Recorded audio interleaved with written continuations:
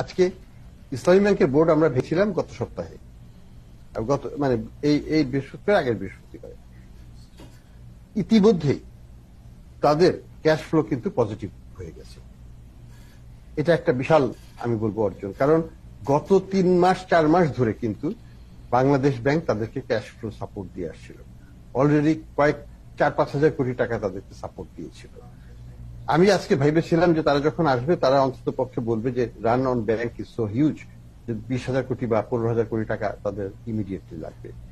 আমি খুবই মানে প্লেজেন্টলি সারপ্রাইজড যে ইসলামী ব্যাংক ক্যাশ ফ্লো পজিটিভ।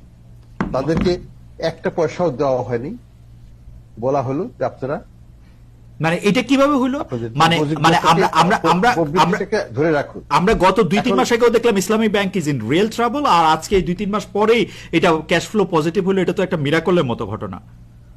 আমার কাছেও তাই মনে হয়।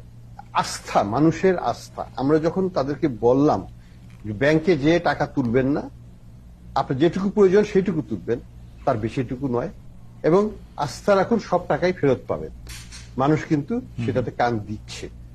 আপনাদের মাধ্যমে আমি সেটাই বলবো যে সবাই যেন এই আস্থাটা ধরে রাখেন, এবং ইসলামী ব্যাংকের টার্ন অ্যারাউন্ডটা আমাকে খুবই এনকারেজ করছে।